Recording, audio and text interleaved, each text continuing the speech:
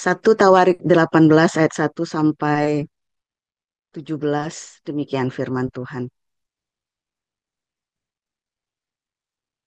Sesudah itu Daud memukul kalah orang Filistin dan menundukkan mereka.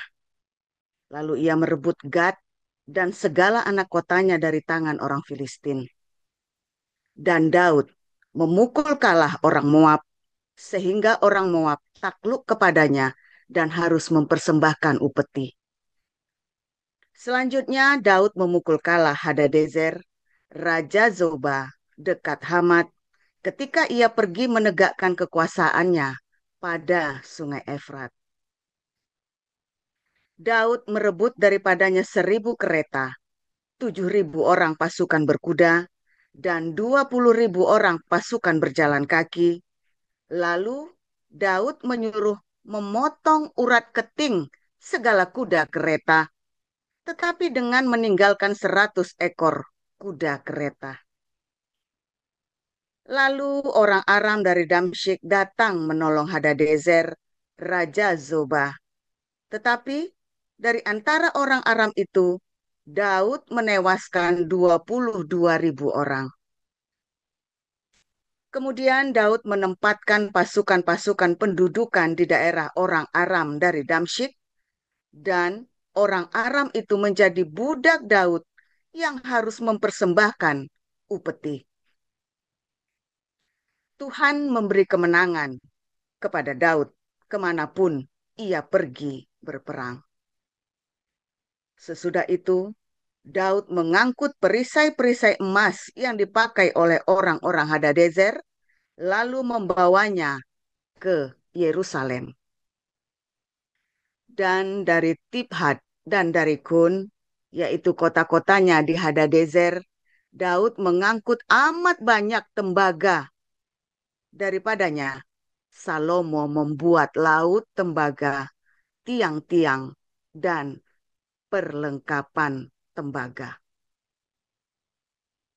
Ketika didengar Tou, Raja Hamat, bahwa Daud telah memukul kalah seluruh tentara Hadadezer, Raja Zoba, maka ia mengutus Hadoram, anaknya, kepada Raja Daud untuk menyampaikan salam dan mengucapkan selamat kepadanya karena ia telah memukul dia kalah.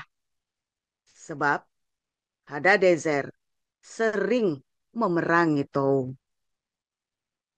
Dan Hadoram membawa pelbagai barang-barang emas, perak, dan tembaga. Juga barang-barang ini dihususkan Raja Daud bagi Tuhan, bersama-sama perak dan emas yang diangkutnya dari segala bangsa, yakni dari orang Edom, dari orang Moab, dari Bani Amon, dari orang Filistin, dan dari orang Amalek. Abisai, anak Zeruya, menewaskan 18.000 orang Edom di lembah Asin. Lalu ia menempatkan pasukan-pasukan pendudukan di Edom, sehingga seluruh Edom diperbudak oleh Daud.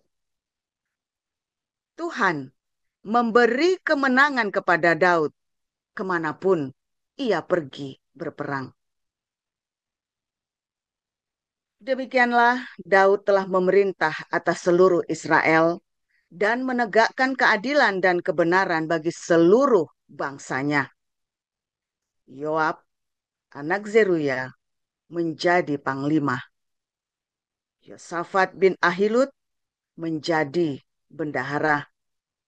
Zadok bin Ahitub dan Ahimelek bin Abiatar menjadi imam. Sausa menjadi panitera. Benaya bin Yoyada menjadi panglima orang Kreti dan orang Pleti. Dan anak-anak Daud adalah orang-orang utama yang diperbantukan kepada raja. Demikian. Terima kasih Bu Nerliana. Dilanjutkan Dokter Ido, silakan Pak.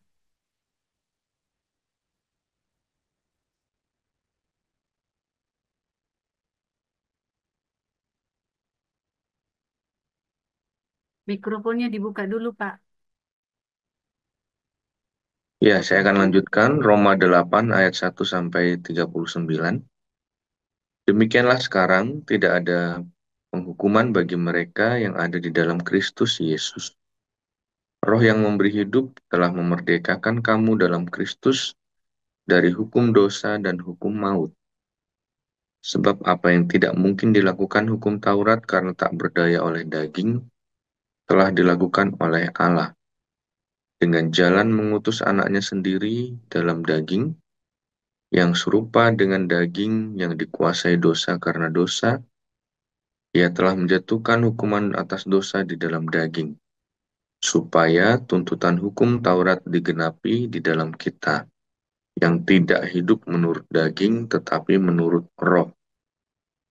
Sebab mereka yang hidup menurut daging memikirkan hal-hal yang dari daging, mereka yang hidup menurut roh memikirkan hal-hal yang dari roh. Karena keinginan daging adalah maut, tetapi keinginan roh adalah hidup dan damai sejahtera. Sebab keinginan daging adalah perseteruan terhadap Allah, karena ia tidak takluk kepada hukum Allah. Hal ini memang tidak mungkin baginya.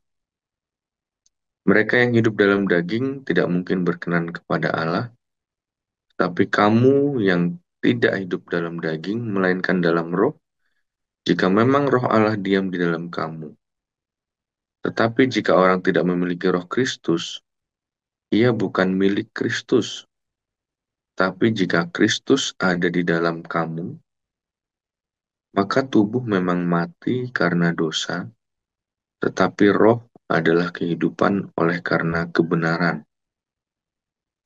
Dan jika roh Dia yang telah membangkitkan Yesus dari antara orang mati diam di dalam kamu, maka Ia yang telah membangkitkan Kristus Yesus dari antara orang mati akan menghidupkan juga tubuhmu yang fana itu oleh rohnya, yang diam di dalam kamu. Jadi saudara-saudara, kita adalah orang berhutang, tetapi bukan kepada daging, supaya hidup menurut daging. Sebab jika kamu hidup menurut daging, kamu akan mati. Tetapi jika oleh roh kamu mematikan perbuatan-perbuatan tubuhmu, kamu akan hidup. Semua orang yang dipimpin roh Allah adalah anak Allah. Sebab kamu tidak menerima roh perbudakan yang membuat kamu menjadi takut lagi. Tetapi kamu telah menerima roh yang menjadikan kamu anak Allah. Oleh roh itu kita berseru, ya Aba, ya Bapa. Roh itu bersaksi bersama-sama dengan roh kita bahwa kita adalah anak-anak Allah. Dan jika kita adalah anak, maka kita juga adalah ahli waris. Maksudnya orang-orang yang berhak menerima janji-janji Allah, yang akan menerimanya bersama-sama dengan Kristus, yaitu jika kita menderita bersama-sama dengan Dia, supaya kita juga dipermuliakan bersama-sama dengan Dia. Sebab aku yakin bahwa penderitaan zaman sekarang ini tidak dapat dibandingkan dengan kemuliaan yang akan datang, yang akan dinyatakan kepada kita. Sebab dengan sangat rindu seluruh makhluk menantikan saat anak-anak Allah dinyatakan. Karena seluruh makhluk telah ditaklukkan kepada kesia-siaan, bukan oleh kehendaknya sendiri, tetapi oleh kehendak Dia yang telah menaklukkannya. Tetapi dalam pengharapan, karena makhluk itu sendiri juga akan dimerdekakan dari perbudakan kebinasaan dan masuk ke dalam kemerdekaan kemuliaan anak-anak Allah. Sebab kita tahu bahwa sampai sekarang, segala makhluk sama-sama mengeluh dan sama-sama merasa sakit bersalin. Dan bukan hanya mereka saja, tetapi kita yang telah menerima karunia sulung roh, kita juga mengeluh dalam hati kita sambil menantikan pengangkatan sebagai anak, yaitu pembebasan tubuh kita. Sebab kita diselamatkan dalam pengharapan, tetapi pengharapan yang dilihat bukan pengharapan lagi. Sebab bagaimana orang masih mengharapkan apa yang dilihatnya, tetapi jika kita mengharapkan apa yang tidak kita lihat, kita menantikannya dengan tekun. Demikian juga Roh membantu kita dalam kelemahan kita. Sebab kita tidak tahu bagaimana sebenarnya harus berdoa, tetapi Roh sendiri berdoa untuk kita kepada Allah dengan keluhan-keluhan yang tidak terucapkan. Dan Allah yang menyelidiki hati nurani, mengetahui maksud Roh itu, yaitu bahwa Ia, sesuai dengan kehendak Allah, berdoa untuk orang-orang kudus. Kita tahu sekarang bahwa Allah turut bekerja dalam segala sesuatu untuk mendatangkan kebaikan bagi mereka yang mengasihi Dia, yaitu bagi mereka yang terpanggil sesuai dengan rencana Allah.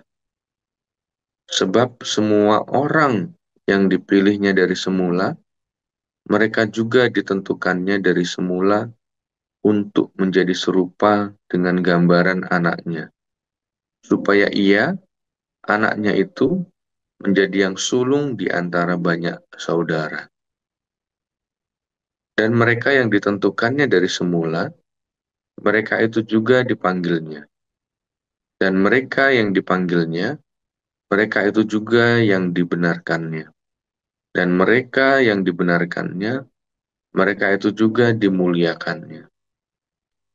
Sebab itu, apakah yang akan kita katakan tentang semuanya itu? Jika Allah di pihak kita, siapakah yang akan melawan kita?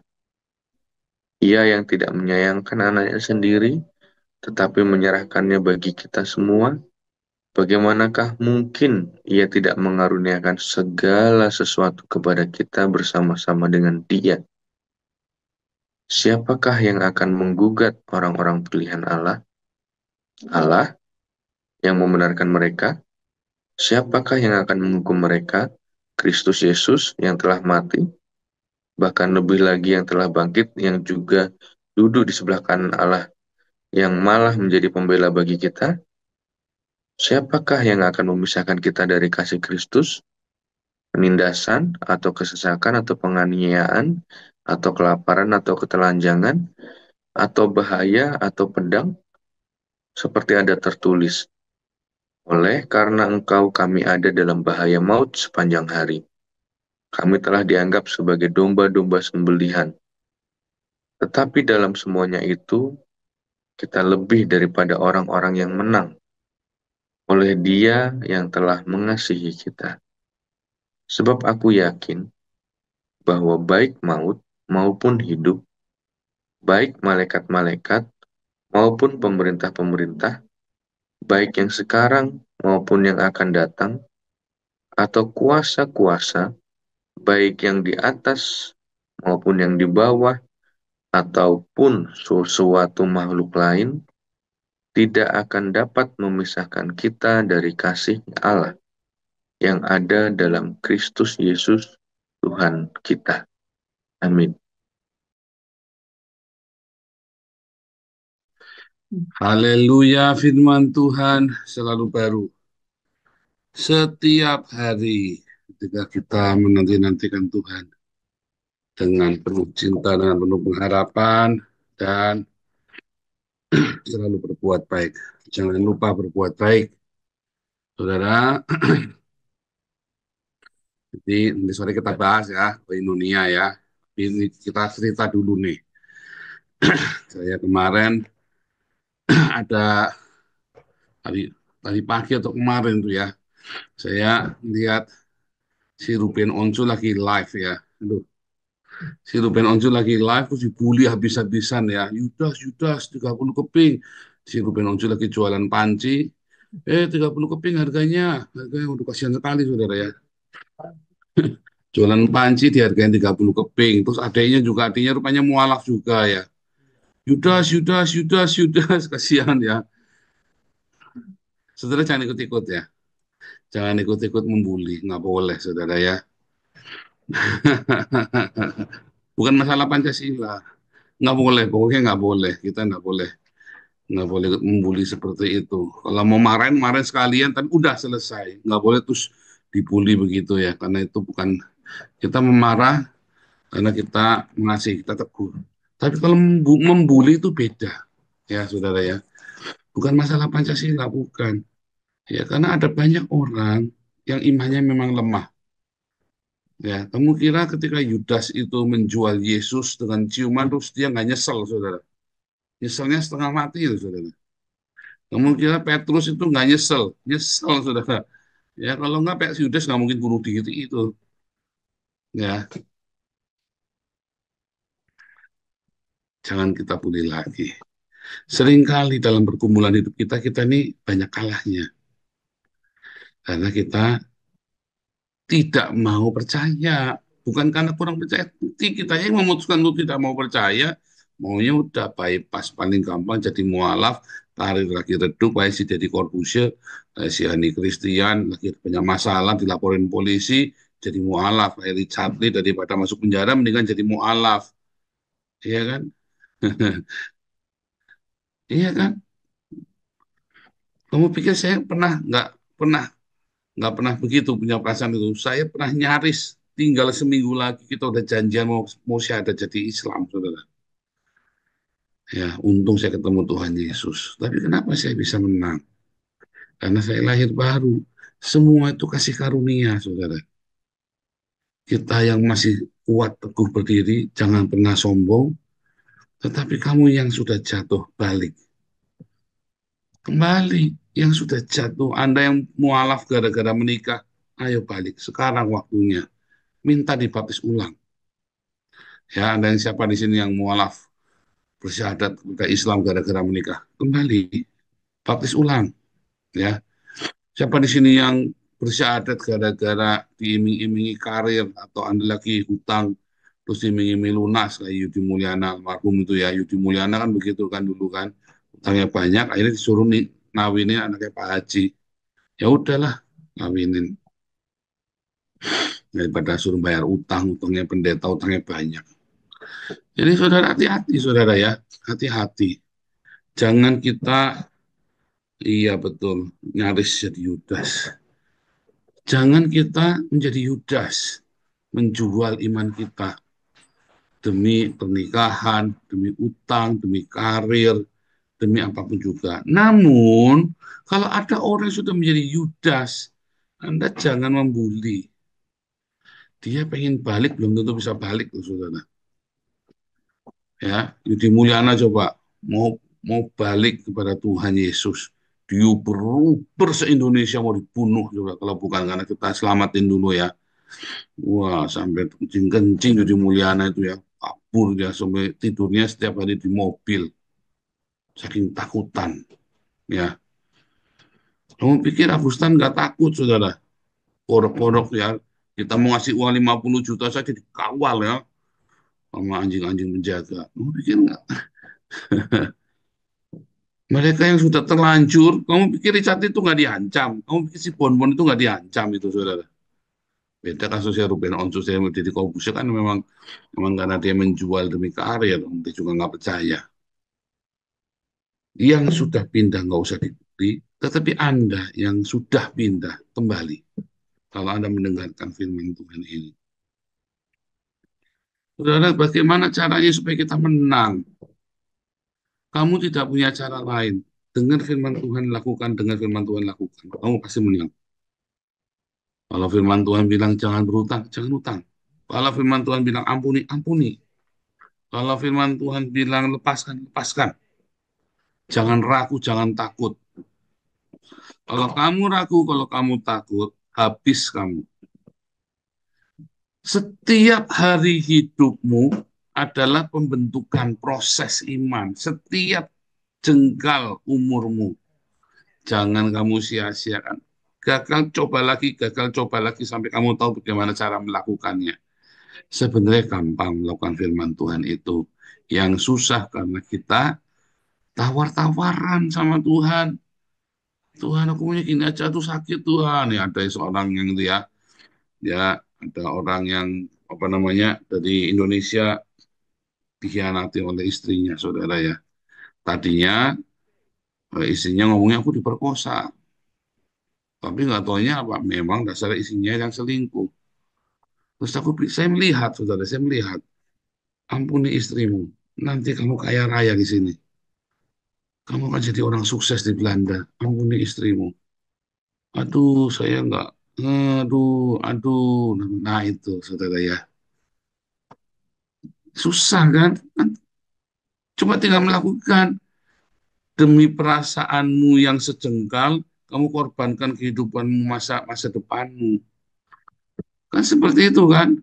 Kamu dalam waktu sejengkal, ya sakit hatimu yang sejengkal sepenggal hidupmu, kamu ya akan mengorbankan, membunuh seluruh masa depanmu. Kan bodoh kamu itu. Lakukan firman Tuhan, ampuni, ampuni, lepaskan, lepaskan. Hidupmu enak, enteng kayak saya, saudara. Ringan, tidur, pules, bangun, ya kan? Ya kalau kamu mau kurus ya nggak apa-apa sih, pendendam yang banyak nanti cepet ya kan, itu cara diet yang paling efektif. Siapa di sini yang mau diet efektif? Ya miliki musuh sebanyak-banyaknya, dendam sebanyak-banyaknya, nanti kurus. Kurusnya sak kurus-kurusnya sekalian sak cancer satu tumor-tumor itu keluar semua itu. Kalau kamu ingin cepat kurus ya cari masalah, cari musuh, cari ribut, cari dendam. Kamu nanti kurus nanti, saudara ya. Ya, kalau kamu pengen hidupnya kayak saya, seger ya kayak tomat, seger kayak tomat. Ya, hidupnya lakukan firman Tuhan. Ya, aduh saudara enak ya. Deg-degan, oh deg-degan. Gimana sih? Deg-degan, pertama deg-degan, lama-lama nggak deg-degan sudah biasa. Kamu sehari naik jet. Siapa di sini sudah pernah naik jet? Kosa sehari 10 kali, saudara. Saya sama anak naik halilintar tuh sehari 10 kali itu, saudara ya. Sampai udah nggak berasa ya, masih berasa nggak ya? Sampai deg-degannya udah nggak berasa, saudara ya. Sampai kita perlu setrumnya kudu lebih kuat lagi, sampai kudu harus yang 2 megavolt, saudara ya. Biar deg-degannya berasa, adrenalinnya udah nggak sudah nggak mengalir lagi, saudara. Nanti Papi Daniel khotbahnya ya ada-ada aja ya, saudara ya.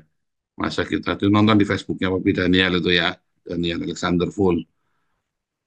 Masa disuruh cari masalah gitu. Saya bilang serem amat. Cari masalah ya, biar kuat ya, saudara ya. Lakukan. Kamu pikir mau hidup tanpa masalah ya? Kamu pikir hidup tanpa masalah itu enak, saudara? Nggak enak. Ya, tapi bukan cari masalah katanya. Jangan cari masalah. Cuman hidup dengan masalah itu enak. Ini membuat kamu tetap hidup. Kalau kamu hidup gak ada masalah, kamu bosan, pengen mati, saudara. Kayak tetangganya Pastif, ingat nggak Pastif yang pemain saksofon kita itu ya? Tetangganya umur 92 tahun. Oh, oma saya baru meninggal ya, umur 101 tahun. Tadi malam ya, 101 tahun umurnya meninggal. Umur 101 tahun, Anda bayang umur 101 tahun itu kayak apa ya? Nah, terakhir untung ya, terakhir tuh Oma datang, kita sojakui itu ya. Oma datang ke rumah waktu itu, kami sojakui sama Oma ya. Untung ya saya sempat sempat sojakui sama Oma. Umur 101 tahun meninggal. Nah, saudara, hidup tanpa masalah itu nggak enak, saudara. Jangan bilang kamu pikir hidup tanpa masalah itu. Cuman masalahnya, jangan masalah yang dendam, ya masalah-masalah yang kamu kadang-kadang kamu cemburu-cemburunan. Itu itu bukan masalah, itu namanya kamu jablay, jarang dibelai kamu, saudara, dibelai sama asu, catek itu. Aduh, dibelai sama genderuwo, dikeplak kepalanya. Bukan masalah itu ya, kamu hidup ada masalah, kamu difitnah, kamu apa dikerjain sama orang, udah nolong dibentung. Nah, itu namanya hidup dengan masalah. Hidup dengan masalah jablay repot, saudara. Ya, jangan cemburu-cemburuan, iri-irinan, dengki-dengkinan, fitnah-fitnahan. Itu namanya bukan masalah, itu kamu cari mati. Tapi kalau untuk masalah itu ya itu tadi ya, saudara, kayak kita nih di Akunia nih, ya Damaris dananya kosong, waduh panik semua. Nah, itu masalah itu, saudara ya. Masalah kan, waduh gimana nih kemarin pengurus gegeran ribut, nah itu kan masalah kan. nggak apa-apa, kabur ya namanya kamu takut dengan masalah. Lebih baik kamu pusing mikir masalahnya orang kayak kita nih pusing mikirin masalahnya Damaris, masalahnya Damar Kasih, masalahnya Bun Pagi daripada kita pusing mikir masalahnya sendiri. Kadang-kadang lah ngurusin orang lain kita sendiri lagi repot. Nah sekarang dibalik, mendingan kamu mikirin orang lain daripada mikirin badan sendiri, saudara. Mikirin badan sendiri itu pusing, saudara. Ya kan? Kalau kamu mikir, aduh, aku ini punya utang gimana bayarnya ya? Pusing ya. Tapi, aduh, ini ada Pak Lukas Yance punya utang. Gimana ya saya bisa bayarin dia ya? Saya nggak pusing, saudara. Bagaimana cara saya bisa bayari utangnya Pak Lukas Yance? Bukan utangnya saya, utangnya Pak Lukas Yance. Iya kan? Bagaimana caranya? Ini Pak Lukas Yance sudah lama nggak makan babi ngepet ya. Babi hong, babi ngepet. Babi hong, saudara ya. Aduh, gimana ya? Tapi kalau saya, aduh saya sudah lama nggak makan babi hong, nggak punya duit. Pusing saudara. Tapi aduh, kapan saya bisa beliin ini ya? Bisa beliin babi hong buat Pak Yance ya? Itu namanya saya pusing mikirin Pak Yance. Pusing mikirin Pak Yance lebih enak daripada pusing mikirin diri saya sendiri. Kamu kalau tahu pusing mikirin malah saya sendiri malah repot saudara. Iya kan? Nah, harusnya itu begitu. Pusing mikiri Ethiopia, pusing mikiri Indonesia. Saya ini pusing mikirin Indonesia. Masalah saya itu mikirin Indonesia, saudara. Hebat ya, saudara ya. Masalahnya bukan mikirin anak istri, enggak. Masalahnya mikirin Indonesia. Enak, saudara. Gitu ya. Dan paling enak ya, tadi ya benar diem dulu. Kalau ada masalah 6 hari, jangan teriak-teriak. 6 hari diem katanya. 6 hari. Ya nanti hari ketujuh kamu teriak-teriak muji Tuhan. Banyak tertawa. Katanya nanti kalau kamu ada masalah, kasih senyum. Difitnah kamu kasih senyum. Itu ada lagunya ya. Na na na na na na na diolok diejek ku kan tetap tersenyum. Apapun yang terjadi, tetap tersenyum. Apapun terjadi, ku kan tetap tersenyum. Itu ya. Diolok, diejek, difitnah, tetap tersenyum katanya. Nanti iblisnya bilang apa setannya. Wis karepmu lah, wis aku wis kesel angel, wis angel, kata setan begitu ya. Karena kamu diolok, diejek, dihina, ditindas, kamu tetap tersenyum. Ya, bisa nggak? Bisa dong, masa nggak bisa? Kamu nanti nggak akan jadi mualaf. Kamu nggak perlu jadi Yudas. Ya, Tuhan Yesus memberkati.